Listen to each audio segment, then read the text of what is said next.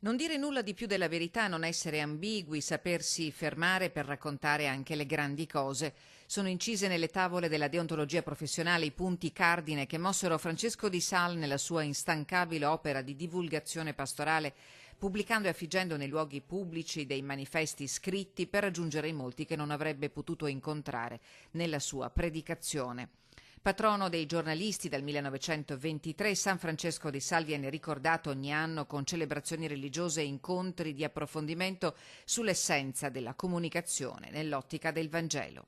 Credo che sia un servizio importante di una informazione che non deve essere solo notare l'esistente, ma deve essere anche, e qui c'è in gioco la vera capacità del giornalista, aiutare ad interpretare, lasciando libero poi il fruitore dell'informazione di prendere una sua strada. Oggi a Venezia, nella Sala Santa Polonia, l'appuntamento che ogni anno viene organizzato dall'Ufficio Stampa e Comunicazioni Sociali della Diocesi, insieme al settimanale Gente Veneta, in collaborazione con l'Ordine dei giornalisti del Veneto e la sezione veneziana dell'Unione Cattolica Stampa Italiana. Ospite d'onore il giornalista e scrittore Andrea Tornielli, veneziano, già vaticanista del Giornale della Stampa, fondatore del portale Vatican Insider e neodirettore editoriale del Dicastero della Comunicazione della Santa Sede.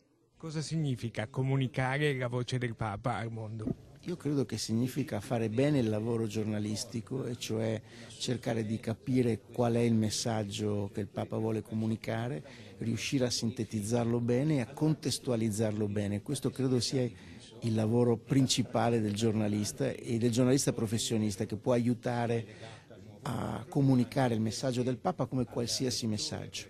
L'incontro ha approfondito i temi della Chiesa e della comunicazione, i tempi di Papa Francesco in tutti i vari fronti e ambiti quotidianamente toccati dall'azione pastorale e dagli interventi del Santo Padre e dall'intera comunità ecclesiale.